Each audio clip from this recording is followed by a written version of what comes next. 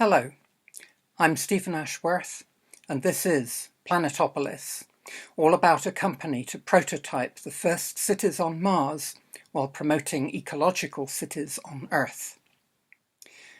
There's been a huge amount of interest in SpaceX's ongoing flight tests at Boca Chica of their so-called Starship prototype, designed to enable the colonization of Mars, with several YouTube channels showing live streams of each new launch attempt. In 2020, the Mars Society attracted entries from no fewer than 175 teams from around the world for their Mars City-State Design competition, exploring architectural concepts for a Martian city of 1 million inhabitants. And in February of this year, 3 new robotic explorers arrived successfully at Mars from the USA, China, and the United Arab Emirates. I think we can say that momentum is building up towards astronaut flights to Mars within the next 10 or 20 years. There's growing anticipation that this will lead to a permanent settlement on the Red Planet by around mid-century. But why settle Mars? A self-sufficient human colony on Mars would be of immense value. It would not only serve as backup in the event of any global downturn in the progress of civilization on Earth, whether that be through political extremism, economic collapse, war, or environmental disaster from natural causes or from industrial pollution. But above all, it would act as proof of concept for the view that humanity has an open-ended future of expansion into the rest of the universe. By doing that, it would help to ensure the security of life on Earth as well. Can this be done in practice? Sending an astronaut exploration mission to Mars is already extremely difficult. A permanent colony would be an even more challenging undertaking. Consider, instead of half a dozen astronauts, there would need to be thousands. Elon Musk has stated a goal for self-sufficiency of 1 million people, if you can imagine them living on Mars. A large-scale, closed-cycle ecological life support system would need to be in place. There would need to be a very good understanding of the health factors of long-term living within a confined, hermetically sealed environment, including poorly understood issues such as the hazards of Martian dust, the microbiology of an isolated settlement, and fertility and childbearing on a low-gravity world. Recycling of all kinds of waste and discarded equipment and clothing would need to have been brought to a high level of completeness. Local resources would need to be mined and used to build machines and habitable infrastructure and replenish losses of consumables. Questions of the political organisation of the colony, its constitution, values and relationships with other colonies and with Earth would become unavoidable. And finally, returning everybody to Earth in the event of a malfunction or a health crisis would be impossible. They would be on Mars to stay. My proposal in this talk is therefore that a halfway stage is needed. I call that halfway stage Planetopolis. Let me present to you the case for Planetopolis. Point number 1, living on Mars will be different from living on Earth.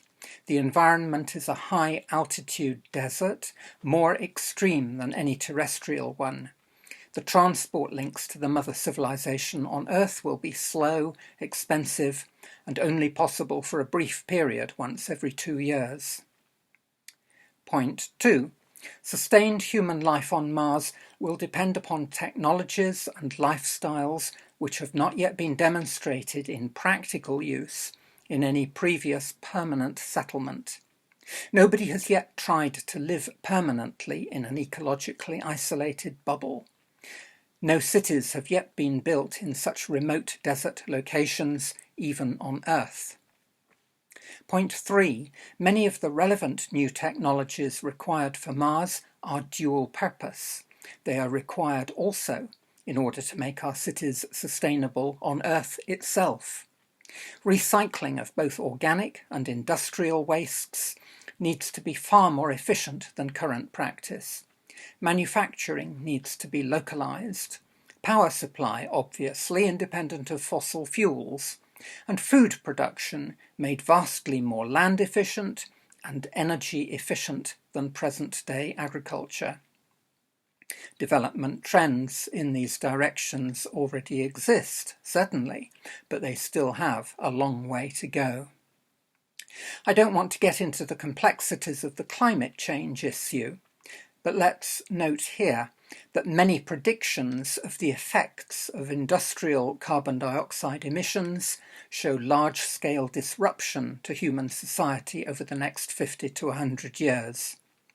The UK Met Office points out nearly 4 in 10 people live within 100 kilometres from a shoreline and are at risk of flooding if sea levels continue to rise. As our climate warms and rainfall patterns change, it may be harder to grow enough food in some areas. We expect most regions will experience more intense heat waves. If these projections are borne out, there will be a need for housing and food production in higher altitude, less fertile areas. In other words, locations on Earth which are warmer or cooler, more arid or more aquatic than those historically able to support large populations. But the world's industrial energy economy will change only gradually, and fossil fuels will continue to be used for some time to come. So anybody concerned about the possible future effects of climate change would be well advised to invest their time and money researching methods of supporting developed human societies which are more self-contained and less dependent upon a clement local environment. Point number 4. Therefore, a prototype Mars settlement should first be founded in an isolated desert location on Earth. It needs not only to develop systems that can then be translated already fully functional to Mars, but also to apply very similar systems to cities on the mother planet. It needs to be founded with permanence in mind and growth towards populations of thousands of people or more. In this way, one of the greatest challenges of settling Mars, justifying the project to skeptics, would be met with the practical demonstration of emerging technologies applicable on Earth as much as on Mars. Point 5. What kind of organisation can accomplish this? Voluntary groups are struggling to maintain small-scale Mars analogue habitats for brief periods of occupation. I even hear that the Mars Society have been unable to operate their Devon Island habitat for the past couple of years. Enthusiasm and sponsorship money alone are not equal to the task. If our settlement is to have an economically viable business model, a profit-making company is essential, one whose main business products are the same as those required to build and maintain a prototype desert settlement. This company is what I am calling Planetopolis. Finally, point 6, Planetopolis will not be founded unless and until a group is formed of people who are knowledgeable in the relevant emerging technologies and ready to make their career with a company which enshrines this dual purpose in its articles of association. These are the people I'm looking for to help get this idea off the ground. When I talk about emerging technologies, I have in mind areas such as these: non-fossil fuel energy, including nuclear fusion and geothermal power, electrified and more efficient ground transport, cultured meat and milk products, replacing the inefficiencies, cruelties and contamination risks of modern animal farming, smart manufacturing, for example, of the humble brick, whose traditional production is highly energy intensive. There are a range of mining and manufacturing processes whose greater efficiency when carried out by specially bred microbes has only just begun to be investigated. Treatment and recycling of human waste. Robotics, artificial intelligence, and brain-computer interfacing. And, clearly, space transport systems and space stations. The number of innovative startups appearing in the past 10 or 20 years in precisely these areas demonstrates that such opportunities do exist for those willing to look for them.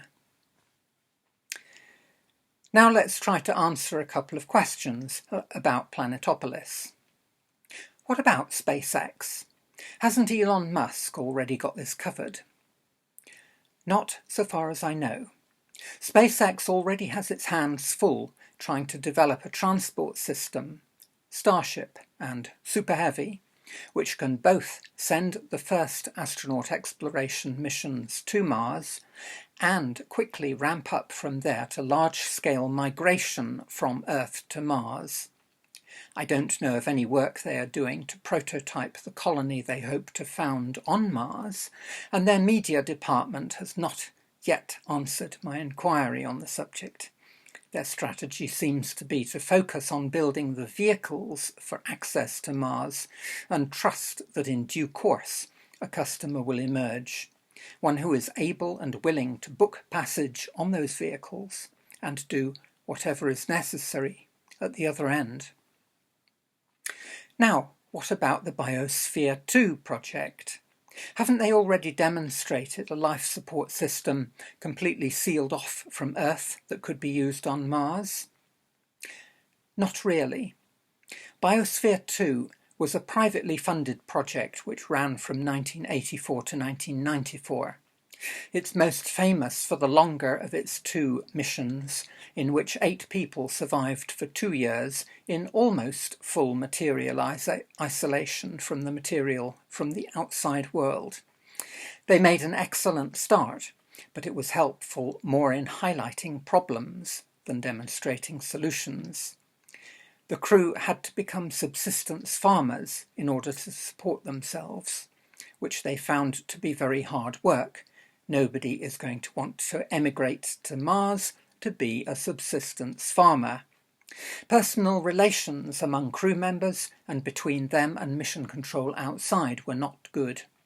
The cost of the project and its lack of marketable products made it unsustainable, and it was eventually sold to the University of Arizona, which still runs it as a research facility today. Biosphere 2 was certainly the most ambitious project of its kind yet undertaken, which underlines once again the importance of private sector initiatives in forcing the pace of progress. I find it fascinating because of its dual vision. It was designed not only to create new ways of living for a future on Mars, but equally to research ecological science and answer questions about how to make human life sustainable on Earth as well.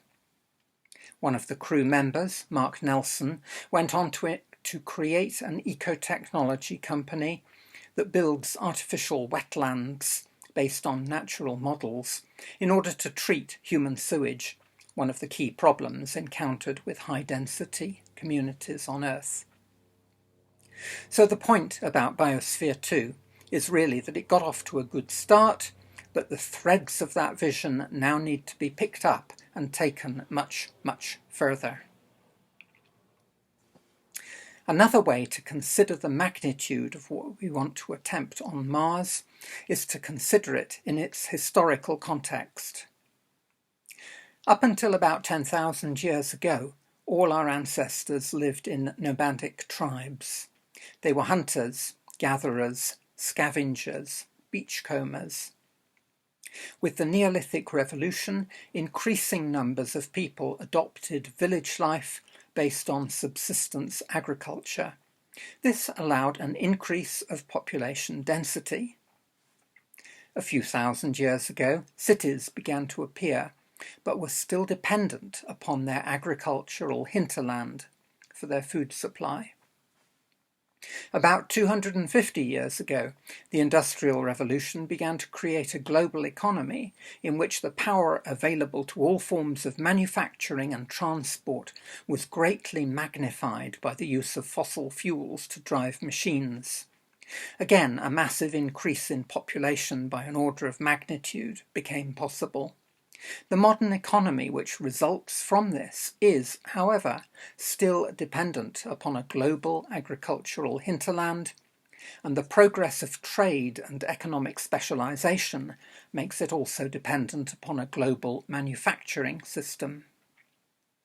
When we talk about a colony on Mars, however, we are talking about a logical next stage in this sequence. We are envisaging future cities which are largely, though not yet completely, self-sufficient for their immediate food and manufacturing demands. Such cities would continue the existing trends towards ever higher population densities. They would also continue the lifestyle trend in which an increasing proportion of one's time is spent under artificial roofs. From our Stone Age ancestors who lived their entire lives under open skies, to modern city dwellers who spend most of their lives in a house, an office, a factory, a shopping mall, or a vehicle travelling between them, and then on to the possible inhabitants of the future who live their entire lives in a space or planetary colony permanently sheltered from a hostile external environment. Let me now sum up with a recap of my key points. Living on Mars will be different from living on Earth. It will be more isolated and will face a more hostile environment than ever before. If we're going to live on Mars sustainably, we will depend upon technologies and lifestyles which have not yet been demonstrated in practical use in a permanent settlement on Earth. Relevant technologies such as recycling, local manufacturing, power supply and food production are dual purpose, required for sustainable living not only on Mars but also on Earth. If the more damaging predictions about the effects of climate change are borne out, then this sort of sustainable living is needed all the more urgently on Earth itself. Therefore, a prototype Mars settlement should first be founded in an isolated desert location on Earth. It needs to be designed for development of both technologies and social systems. It needs to aim for permanence and growth. A voluntary group would be unable to carry out such a program.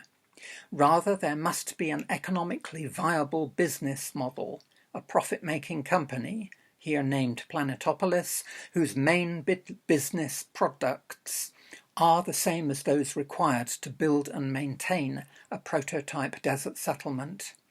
Finally, Planetopolis can only be founded by a group of people who are knowledgeable in the relevant emerging technologies and ready to make their career building up a company with this dual-purpose nature.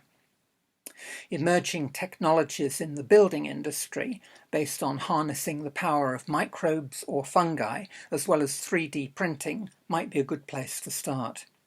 Such a company would then possess the tools, and hopefully also the profits, to set up an experimental desert community as a testing ground for new technologies, for construction, recycling, local manufacturing and food production, which then feed back into marketable products. Those products would both improve life in mainstream society on Earth and be ready to be put to work in a new settlement on Mars. Thank you for listening, and I hope that this inspires some of you. Please check out www.planetopolis.co.uk for more information, including a 90-page book which discusses these issues in more detail. Thank you, and onward to Mars.